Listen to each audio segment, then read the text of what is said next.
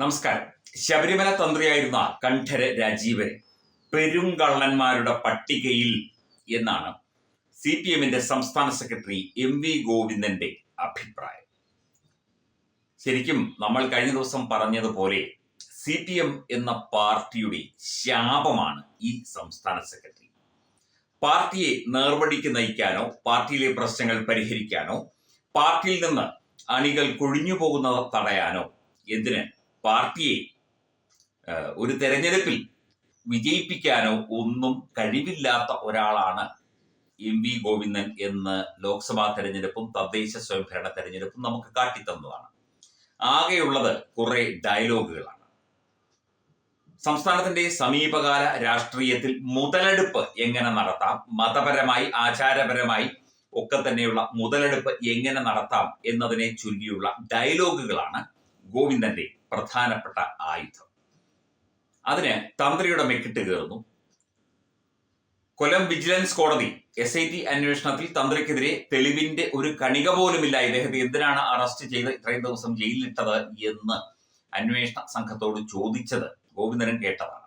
ഒരു തെളിവുമില്ലാത്ത ഒരു വ്യക്തിയെ പെരുങ്കള്ളൻ എന്നൊക്കെ വിളിക്കുന്നത്, അതും ഒരു ആത്മീയ ആചാര്യൻ, അദ്ദേഹം തെറ്റ് ചെയ്തിട്ടുണ്ടെങ്കിൽ തീർച്ചയായിട്ടും അദ്ദേഹം നിയമ നടപടികൾക്ക് വിധേയനാകണം, ശിക്ഷിക്കപ്പെടണം എന്ന് തന്നെയാണ് നമ്മൾ പറയുന്നത്. പക്ഷേ ഒരു കോടതി അദ്ദേഹത്തിന് എതിരെ തെളിവില്ല എന്ന് കണ്ടെത്തിയതിന്റെ പോലും പശ്ചാത്തലത്തിൽ ഇദ്ദേഹത്തെ പെരുങ്കള്ളൻ എന്നൊക്കെ വിളിച്ച് ആക്ഷേപിക്കുന്നത് വലിയ തോതിലുള്ള തിരിച്ചടി CPM ഉണ്ടാക്കും എന്ന് ഗോവിന്ദന് അറിയില്ലേ? ശരിക്കും കള്ളന്മാരാരാണ്?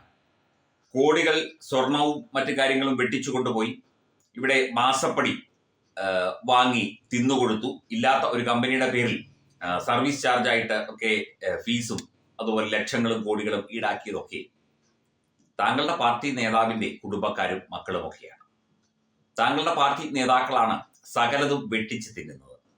താങ്കളുടെ നേതാക്കളാണ്, പ്രധാനപ്പെട്ട നേതാവാണ് പയ്യന്നൂരിലെ പാവപ്പെട്ട ഒരു രക്തസാക്ഷിയുടെ ഫണ്ട് വെട്ടിച്ച് തിന്നത്. അത് വിളിച്ചു പറഞ്ഞതും സഖാക്കൾ തന്നെയാണ്.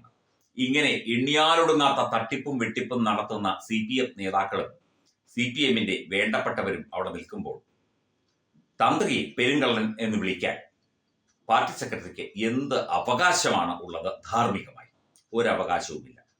വീണ്ടും വീണ്ടും പ്രശ്നങ്ങൾ സൃഷ്ടിക്കുകയാണ്, ഓരോ അഭിപ്രായങ്ങൾ പറഞ്ഞ് പ്രശ്നങ്ങൾ സൃഷ്ടിക്കുകയാണ്. ഇത് CPM നാശത്തിലേക്ക്, നമ്മൾ കഴിഞ്ഞ ദിവസവും പറഞ്ഞു, CPM നാശത്തിലേക്ക്, CPM എന്ന പാർട്ടിക്ക് അഡ്രസ് പോലും ഇല്ലാത്ത അവസ്ഥയിലേക്ക് കാര്യങ്ങൾ പോകുന്ന ആ ഒരു രീതിയിലേക്ക് കാര്യങ്ങൾ എത്തുകയാണ് കേരള രാഷ്ട്രീയത്തിൽ. അതിന് നേതൃത്വം കൊടുക്കുന്നതാകട്ടെ പാർട്ടി സെക്രട്ടറി. നേതൃത്വമാണ് നന്നാകേണ്ടത്, നേതാക്കളാണ് നന്നാകേണ്ടത്, കാര്യങ്ങൾ പറഞ്ഞ് മനസ്സിലാക്കേണ്ടത്, മാന്യമായി പ്രതികരിക്കേണ്ടത്. ഒരു കുറ്റവാളിയാണെങ്കിൽ പോലും ആ കുറ്റവാളിയെ സംബന്ധിക്കുന്ന കാര്യങ്ങളും മാന്യമായി തന്നെ പ്രതികരിക്കണം എന്ന് നമ്മുടെ ഭരണഘടന ഉറപ്പാക്കുന്നുണ്ട്, അല്ലെങ്കിൽ ഭരണഘടനയിൽ പറയുന്നുണ്ട്. അതിനെയൊക്കെ തന്നെ മാറ്റിമറിച്ചുകൊണ്ട് ഒരു ക്ഷേത്രതന്ത്രിയെ, ഒരു ആത്മീയ വ്യക്തിത്വത്തെ പെരുങ്കള്ളൻ എന്ന ആ ഒരു പദം ചേർത്ത് വിളിക്കുന്ന ഒരു പാർട്ടി സെക്രട്ടറി, ഇതൊക്കെ അയ്യപ്പ വിശ്വാസികളായ CPM കാണുമായിരിക്കും. അവരൊക്കെ ഇത് കേൾക്കണം. നിങ്ങളുടെ പാർട്ടി സെക്രട്ടറി ഇത്തരത്തിലാണ് പെരുമാറുന്നത്. നിയമ സംവിധാനത്തിന് കീഴിൽ ഒരു തെളിവുമില്ലാതെയാണ് അദ്ദേഹത്തെ പിടിച്ചകത്തിട്ടത് എന്നത് തന്നെ ഒരു തെറ്റാണ്. അത് കോടതി ചോദിക്കുകയും ചെയ്തു. അത്തരത്തിൽ രേഖാമൂലമോ അഡ്മിനിസ്ട്രേറ്റീവായിട്ടോ ഒരു തരത്തിൽ ഇതിന് അനുവാദം കൊടുക്കാത്ത ഒരു തന്ത്രിയെ ഇത്തരത്തിൽ പെരുങ്കള്ളൻ എന്ന് വിളിച്ച് ആക്ഷേപിക്കുന്നത് വ്യക്തിവിരോധം തീർക്കലാണ്. യുവതീ പ്രവേശനത്തെയും അതുപോലെയുള്ള CPM തോന്നിയാസങ്ങളെയും തന്ത്രി കണ്ഠര രാജീവര് തടഞ്ഞതിലും നിയമോപദേശം അതിൽ തേടിയതിലും നട അടച്ചിട്ടതിലും ഒക്കെയുള്ള പക ഇപ്പോൾ CPM തീർക്കുകയാണ് എന്നുള്ളതാണ് നമുക്ക് ഇതിൽ നിന്ന് ബോധ്യമാകുന്നത്. ഇനിയും ഈ പെരുങ്കള്ളൻ മാറ്റി പല പേരുകളിലും തന്ത്രി വിളിക്കും. MV ഗോവിന്ദൻ മാഷ്, അദ്ദേഹത്തെ നമ്മൾ കായികാധ്യാപകനാണ്, അതുകൊണ്ടാണ് മാസ്റ്റർ എന്ന് വിളിക്കുന്നത്. അദ്ദേഹം സ്കൂളിലെ മറ്റ് വിഷയങ്ങൾ പഠിപ്പിച്ചിരുന്ന മാഷൊന്നുമല്ല. ഈ 10ാം ക്ലാസ് കഴിഞ്ഞിട്ട് ചെറിയ ഈ ഡ്രില്ലിന്റെ എന്തോ ഒരു കോഴ്സ് ഉണ്ട്, ഇപ്പൊ ആ കോഴ്സ് ഉണ്ടോ എന്നറിയില്ല, അത് പഠിച്ച് ആയതാണ്, അതുകൊണ്ടാണ് മാഷ് എന്ന് വിളിക്കുന്നത്. അദ്ദേഹം വലിയ മാസ്റ്റർ ആയിട്ടൊന്നുമല്ല. ഇദ്ദേഹം ഇത്തരത്തിൽ നികൃഷ്ടമായ രീതിയിലുള്ള സംബോധനകളും അഭിസംബോധനകളും ഒക്കെ നടത്തി ആൾക്കാരെ അപമാനിക്കാൻ ശ്രമിക്കുകയാണ്. ഇത് CPM വലിയ തോതിലുള്ള, വിചാരിക്കുന്നതിനപ്പുറമുള്ള തിരിച്ചടി ഉണ്ടാക്കും. അത് ഈ തെരഞ്ഞെടുപ്പുകളൊക്കെ കഴിഞ്ഞപ്പോൾ പാർട്ടി സെക്രട്ടറി ഇരുത്തിക്കൊണ്ട് സഖാക്കൾ ഇയാളെ ചീത്ത വിളിച്ചു എന്നൊക്കെയാണ് കേൾക്കുന്നത്. എന്തൊക്കെയായാലും അത് തുടരുകയാണ്. പാർട്ടിയുടെ അവസാനം കണ്ടിട്ടേ MV ഗോവിന്ദൻ മാറുകയുള്ളൂ. അതിനിടയ്ക്ക് എം വി ഗോവിന്ദൻ മുഖ്യമന്ത്രിയാകാൻ സാധ്യതയുണ്ട് എന്നുള്ള ചില കുളിരുകോരുന്ന വാർത്തകളൊക്കെ കേട്ടു.